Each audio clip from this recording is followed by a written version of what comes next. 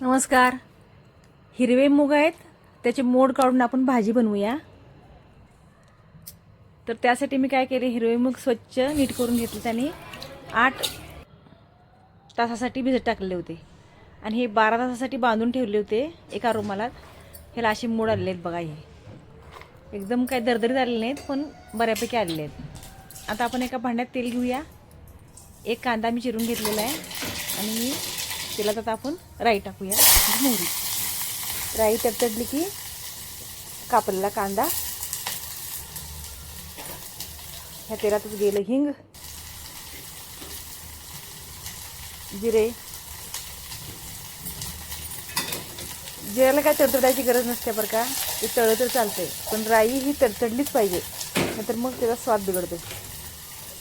राई चांगली तडकूनच घ्यायला लागते, तरच आपला तडका चांगला बसतो. तर कांदा आपण हा भाजता भाजताच काय करूया, हे मोड आलेले मूग पण त्यात घालूया आणि सगळं एकदमच हे व्यवस्थित तेलात 2-3 मिनटासाठी भाजूया. त्याच्यावर आपण काय करूया, एक प्लेटमध्ये पाणी ठेवूया, म्हणजे आपल्या भाजीला लागणारं पाणी पण गरम होऊन जाईल आणि वाफेवर भाजी पण लवकर शिजेल.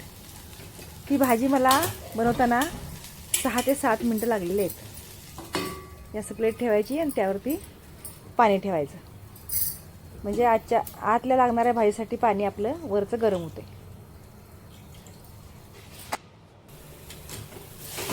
हिरवे मूग आपल्या आरोग्यासाठी उत्तम असतात आणि पचनाला हलके असतात. आता उन्हाळ्याचे दिवस आले तर जड अन्न आता जात नाही.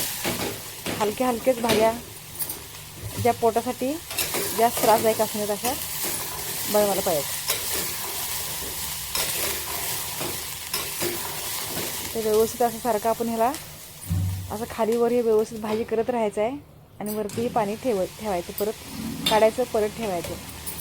असं हे करत राहायचं, म्हणजे खाल्लं ही करपत पण नाही आणि सगळ्या बाजूनी ही भाजी व्यवस्थित भाजून निघते, म्हणजे त्या तेलातच की नाही ते फ्राय होते. हे गेलं मीठ आणि चटणी. आता हे आपण चटणी पण थोडे 1 मिनटासाठी ह्यात व्यवस्थित भाजून घेऊ आणि वरून पाणी घालू. तुम्हाला जर लबलबीत भाजी पाहिजे असेल तर थोडं जास्त पाणी घाला, सुकी पाहिजे असेल थोडं कमी घाला, आपल्या इच्छेवर आहे ते.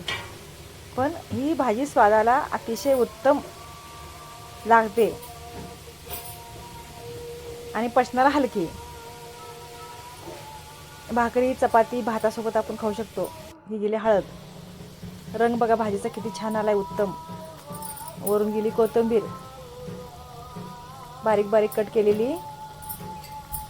आता 1 मिनिट ते 2 मिनिटात भाजी आपली शिजून रेडी होईल. आता ताजा मसाला केला आहे मी, मिरची मसाला. कलर किती छान आला बघा भाजीला, मस्त. आठवणीनं माझ्या ह्या व्हिडिओला तुम्ही लाईक करा, शेअर करा आणि सबस्क्राईब करा न विसरता. बघा ह्याचा कलर कसा आला आहे. आता एका बाउलमध्ये आपण हे भाजी काढूया. हे बघा, हे आपलं असं मूग शिजलेलं आहे. हे वरून गेली आणि परत कोथिंबीर थोडीशी. भाजी आपली रेडी आहे. एकदा करून पहा.